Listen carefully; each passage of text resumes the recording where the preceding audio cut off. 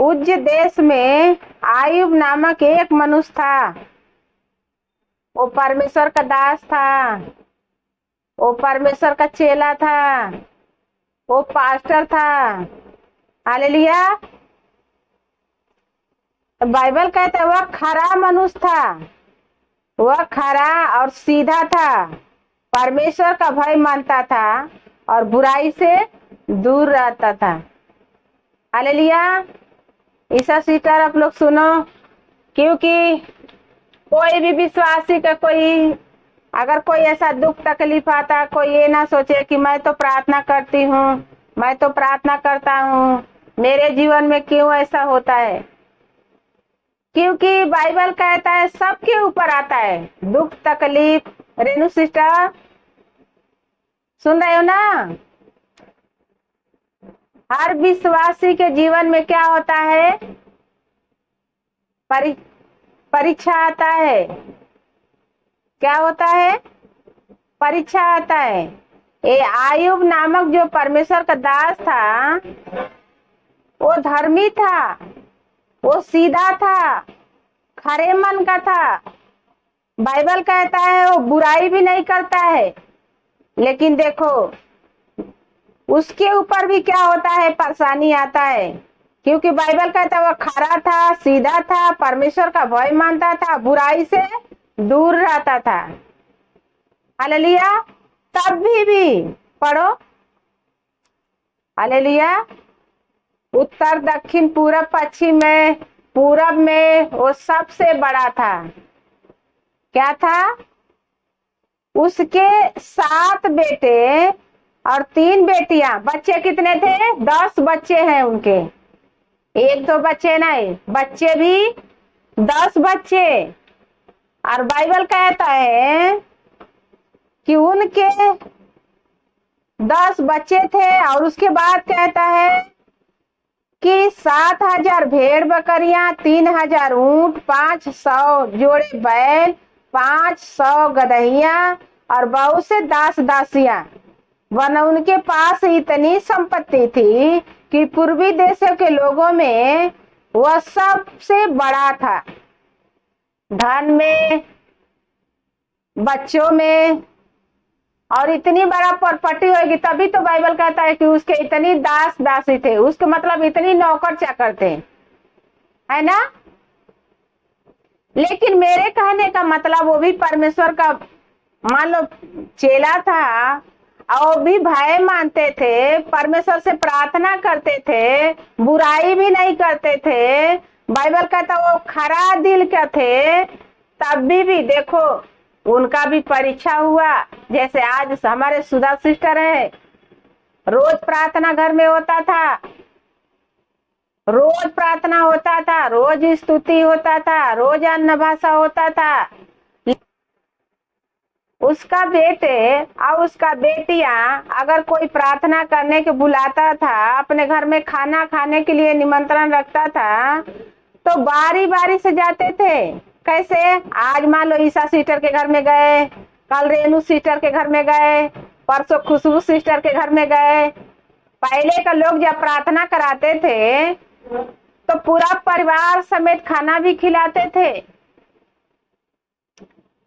और बाइबल कहता है कि देखो वो लोग क्या करते थे, बारी बारी से प्रार्थना करने जाते थे, बारी बारी से वो लोग के घर में खाना खाने जाते थे।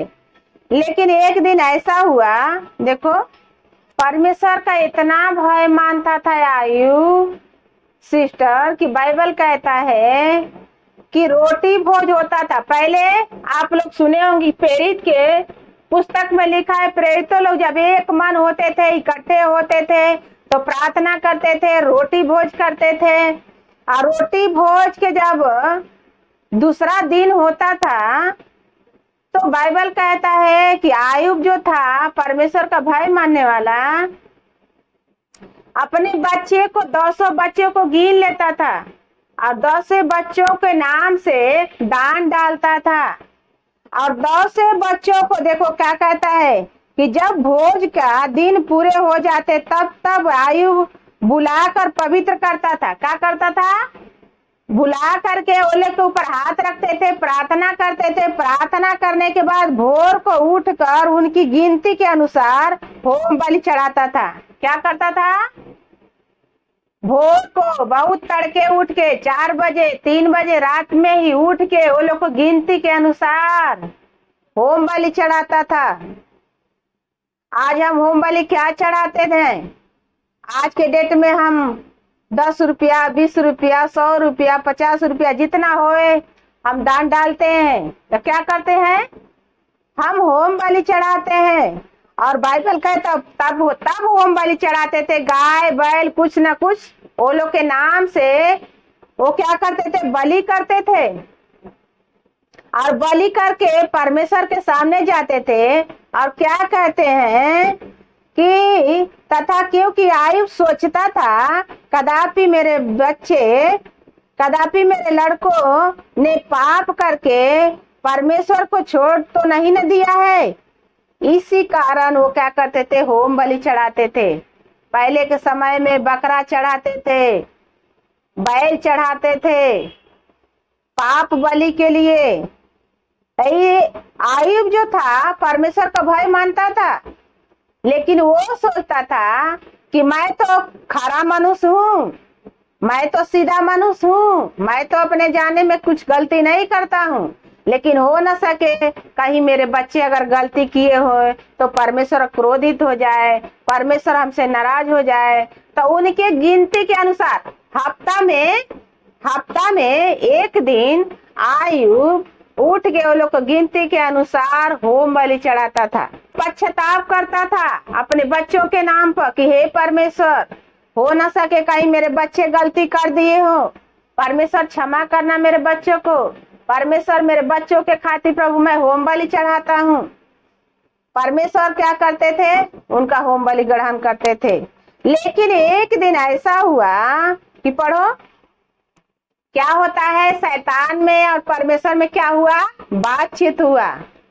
और क्या बातचीत हुआ? देखो, परमेश्वर ने शैतान से पूछा, यहोवा परमेश्वर ने शैतान से पूछा कि हे शैतान, तू कहां से आ रहा है?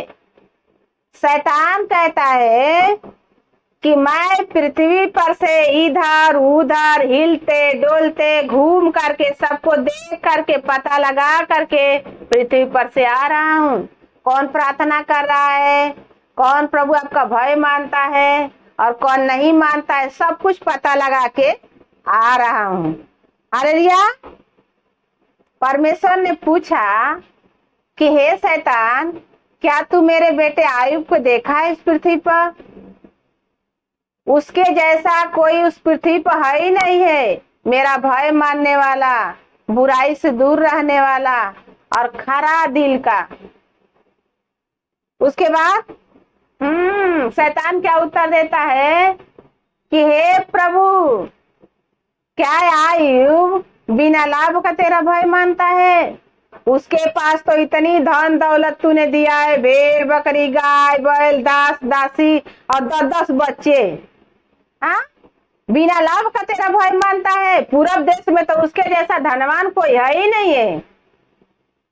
उसके बाद परमेश्वर क्या कहता है कि देखा मेरे बेटे को, हे शैतान, देखा मेरे बेटे को, पृथ्वी पर मेरा बेटा आयुब जो है मेरा भय मानता है, दिल का सच्चा है, खरा है। शैतान कहता है कि हे प्रभु, तेरा भय बिना लाभ का मानता है। तूने तो पृथ्वी पर उसके धन पर, उसके संपत्ति पर, उसके बच्चे पर, उसके दास दासी पर, सब पर तूने लहू का बाड़ा बना है और इतना धन संपत्ति दिया है कि पृथ्वी पर उसका नाम महान हो गया है। क्या हो गया है? उसका नाम इतना महान हो गया है कि पूर्वी देश में आयुब के जैसा कोई धनवान है ही नहीं है। बिना लाभ का आयुब तेरा भय मानता है। उसके बाद ये जो परीक्षा आता है, कोई ये ना सोचे कि विश्वासी के ऊपर नहीं आएगा, आएगा, क्योंकि परमेश्वर भी देखते हैं और शैतान भी देखता है ना। 6 में फिर से पढ़ना यहोवा परमेश्वर के सामने देखो, आप लोग को ये मत बोले कि शैतान नहीं देखता है। शैतान देखता है, शैतान जानता है कि हम कैसे प्रार्थना करते हैं, कितना प्रार्थना करते हैं, कितना वचन याद करते हैं। और शैतान ये भी जानता है कि किसके ऊपर परमेश्वर का हाथ है और किसके ऊपर परमेश्वर का हाथ नहीं है। क्योंकि देखो 6 में हम देखते हैं कि बातचीत होता है, ठीक है। 6 से 7 8 तक देखते हैं हम कि शैतान में और प्रभु यीशु में बातचीत होता है यहोवा परमेश्वर से। और जब परमेश्वर ने पूछा कि तू मेरा बेटा आयुब को देखा है, तब शैतान कहता है कि क्या वो तेरा भय बिना लाभ का मानता है। शैतान कहता है 10 में कि हे प्रभु, तूने तो इतना धन संपत्ति दिया है कि तेरे धन संपत्ति के कारण तेरा भय मानता है। लेकिन परमेश्वर कहता है ऐसा नहीं, वो खरा दिल का है, वो अच्छा है। फिर शैतान शरारत करता है कि नहीं प्रभु, एक बार धन संपत्ति उसका छीन ले और फिर देख तेरा निंदा करता है कि नहीं।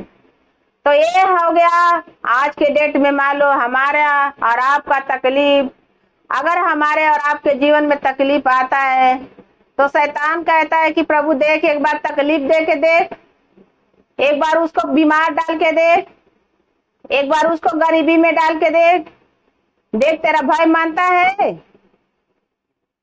तो अगर परमेश्वर का सच्चे जो लोग रहेंगे, चाहे धन रहे या ना रहे तभी भय मानेंगे, चाहे बीमार रहे चाहे चंगा रहे तभी भी भय मानेंगे। क्योंकि मालूम है आयुब ने क्या कहा, सब कुछ जब शैतान ने उसका ले लिया तभी भी आयुब कहा धन्य है परमेश्वर, जिसने दिया उसने ले लिया, उसका नाम धन्य है। आयुब धन्यवाद करता है, तभी भी शैतान उसके पीछे पड़ा रहता है। लेकिन लास्ट में देखो आयुब खरा दिल का था और लास्ट में उसी का जीत होता है। तो बाइबल भी कहता है जो लास्ट तक धीरज धरे उसी का उद्धार होएगा। लास्ट तक हमको धीरज धरना है, चाहे हम बीमार है, चाहे गरीबी में है, चाहे कर्जा में है, चाहे तकलीफ में है। संसार के लोग देखो कितना भी गरीबी परेशानी में जूझते हैं, कोई नहीं बोलता है।